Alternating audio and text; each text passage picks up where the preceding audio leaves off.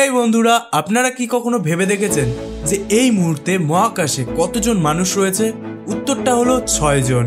আজ থেকে 59 বছর আগে ইউরি গ্যাগারিন প্রথম মহাকাশে গিয়েছিলেন। তারপর প্রায় 500রও বেশি মানুষ মহাকাশে যাত্রা করেছেন।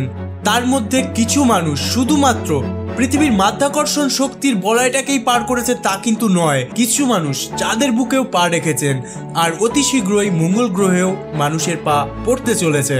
যদিও পৃথিবীর মহাকর্ষজ ত্বরণের বাইরে বেরোনো এবং চাঁদে পা রাখার তফাৎ অনেকটাই, সেই কারণেই 2001 সালের পরবর্তী সময় থেকে পৃথিবীর বাইরে মহাকাশে মানুষের বসবাস করার প্রবৃত্তি বেড়েছে। কোনো না কোনো মানুষ কোনো না কোনো সময়ে মহাকাশে সময় কাটিয়ে চলে আসছে।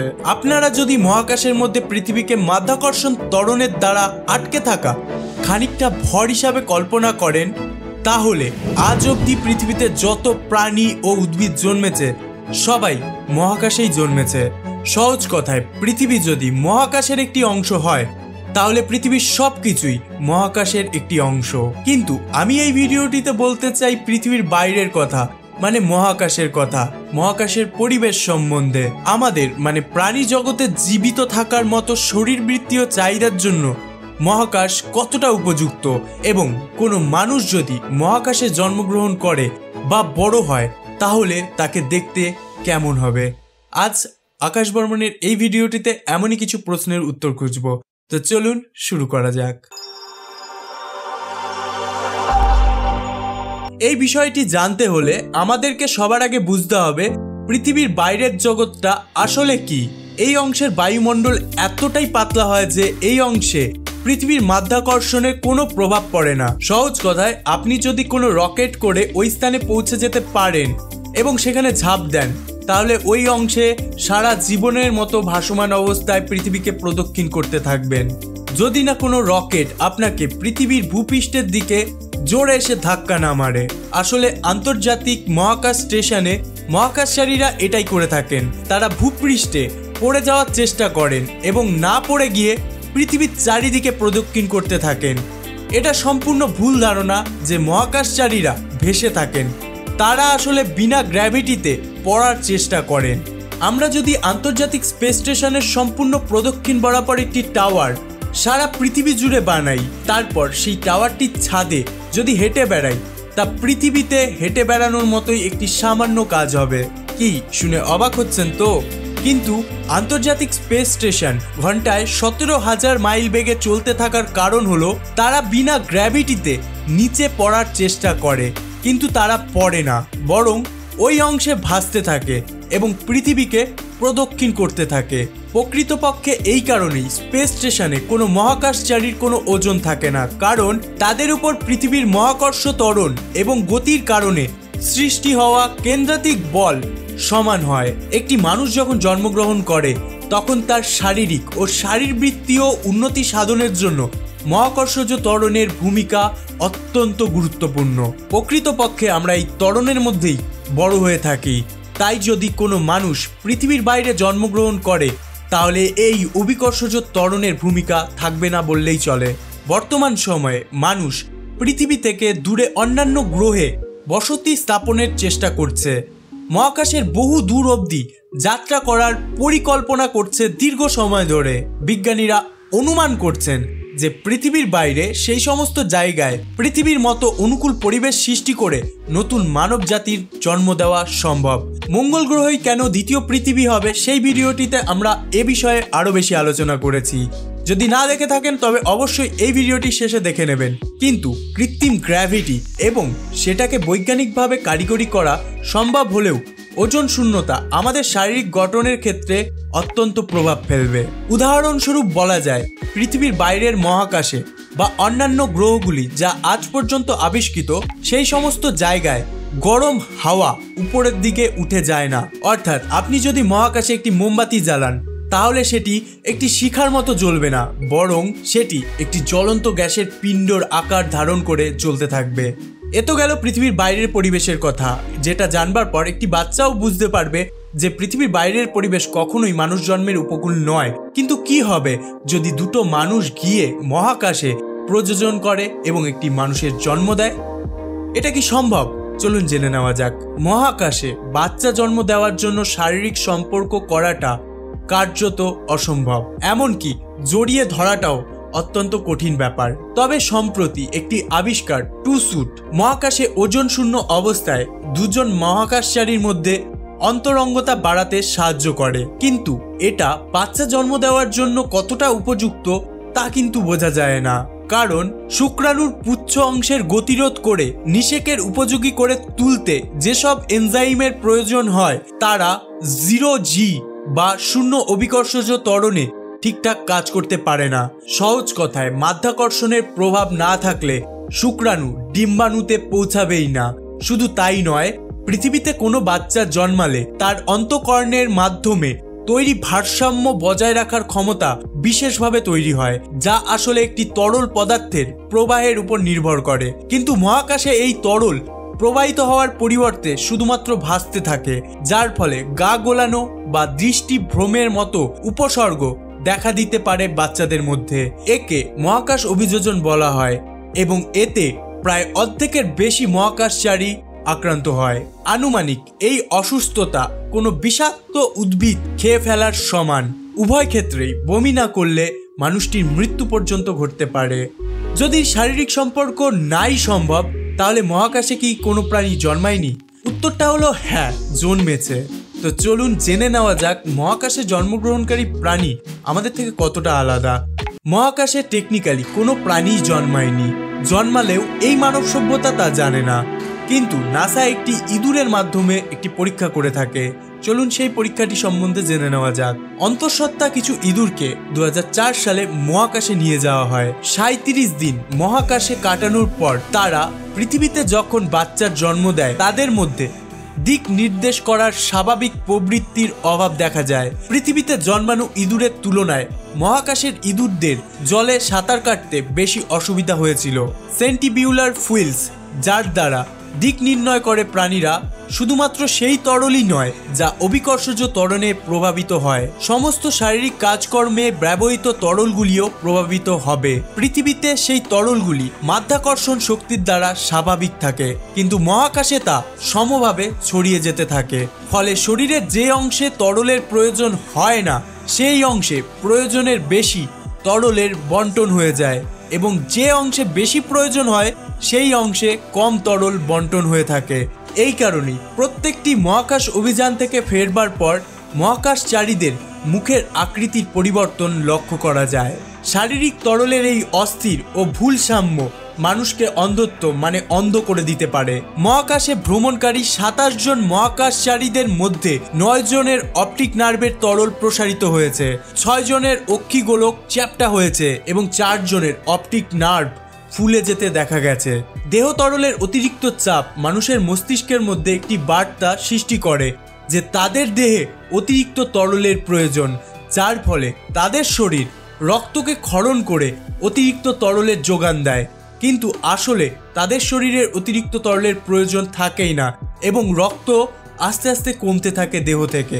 মহাকাশে থাকার ফলে একজন মহাকাশচারীর শরীরে 22% রক্ত কমে যেতে পারে, যার প্রভাব পড়ে তাদের হার্টবিটে।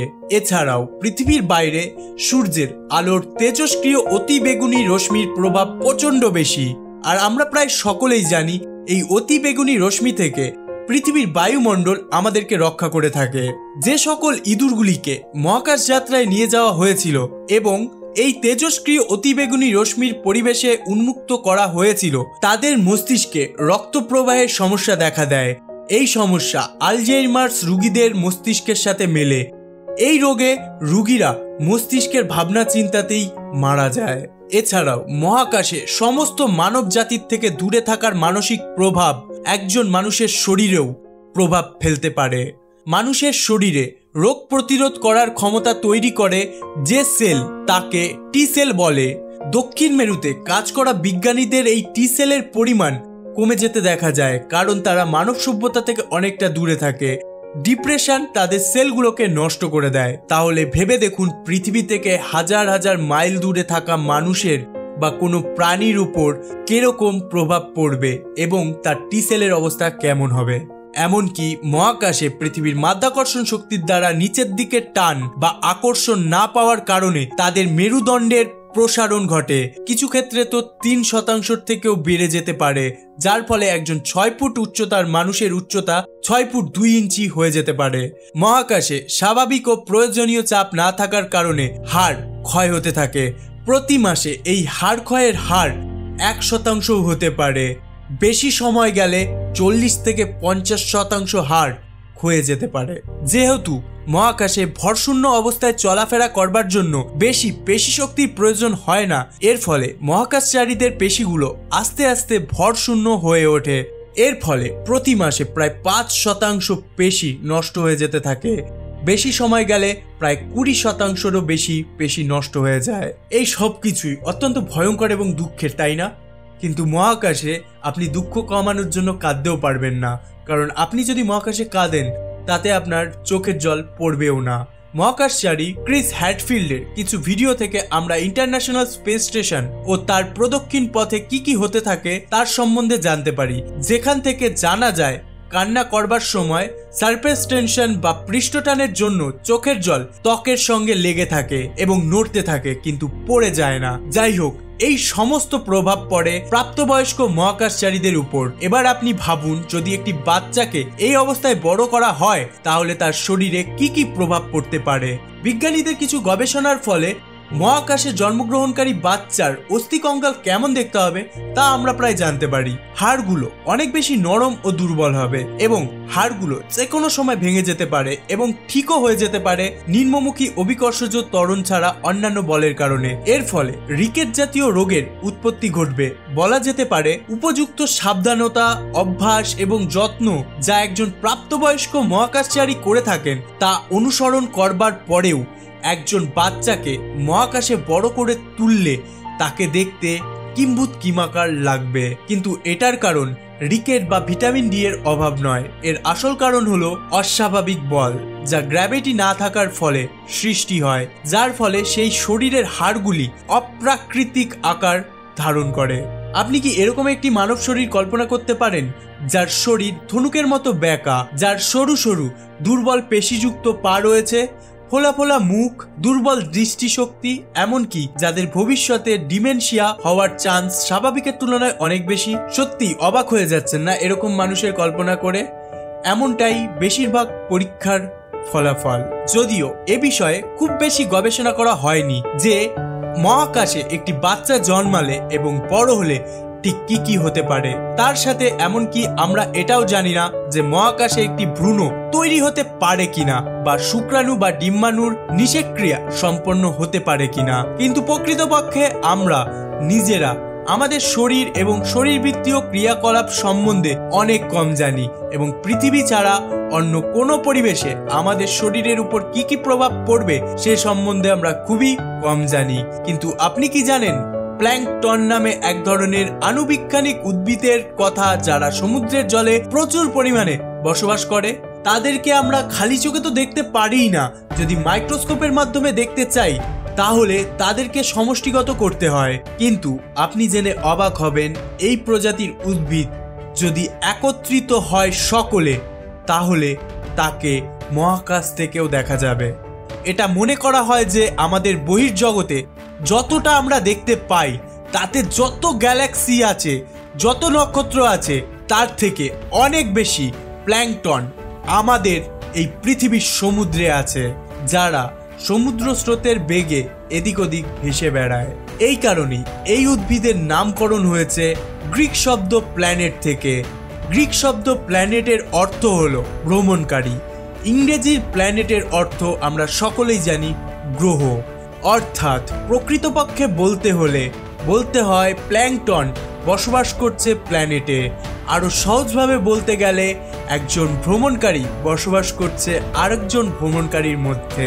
হয়তো এই ধরনের আণুবৈজ্ঞানিক প্ল্যাঙ্কটনদের মতো আমরা মানুষেরাও অনেক দূর দূরান্ত পর্যন্ত ভ্রমণ করতে সক্ষম। হয়তো আমরা ধীরে ধীরে এরকম ভাবেই তারাদের থেকেও সংখ্যায় বেশি হয়ে যাব।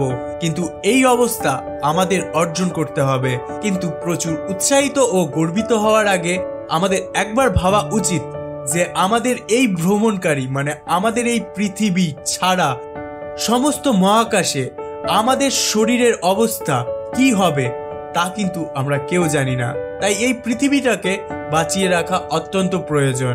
এমনকি ইংরেজি শব্দ বডি কথাটি এতই পুরনো যে আমরা কেউই জানি না এই কথাটি কোথা থেকে এসেছে, কিন্তু আমরা কেন শরীরকে মানে আমাদের শরীরকে বডি বলে থাকি বা কেনই একে এতটা প্রাধান্য দিয়ে থাকি। আজকের ভিডিওটি এইটুকুই, আশা করি ভালো লেগেছে। যদি ভালো লেগে থাকে অবশ্যই লাইক করবেন, ভিডিওটিতে কমেন্ট করবেন। এতদিন বিরতি নেওয়ার জন্য ক্ষমা চেয়ে নিচ্ছি, আপাতত আর হবে না। অবশ্যই ভিডিওগুলোকে শেয়ার করবেন যাতে যারা ডিসকানেক্ট হয়ে গেছে তাদের সবার কাছে পৌঁছে যায়। পাশাপাশি 5 লাখ সাবস্ক্রাইবার হয়ে গেছে, এটা সত্যি দুর্দান্ত ব্যাপার। আমি লক্ষ্যই করিনি কিন্তু হয়ে গেছিল। তো ভিডিও আপলোড করার সময় আর কি অ্যাকচুয়ালি বুঝতে পেরেছি। যাই হোক, একটা কিউএনএ তো হবেই ডেফিনেটলি। তো ফেসবুক বা আমার ইনস্টাগ্রামে অবশ্যই ফলো করে নেবেন আমায়। আমি ওখানে পোস্ট করব, তার নিচে কমেন্ট করবেন, সেই কমেন্টের প্রশ্নগুলোকে নিয়েই একটি কিউএনএ ভিডিও বানাবো। অবশ্যই ফেসবুক বা ইনস্টাগ্রামের কোনো একটিতে ফলো করলেই চলবে।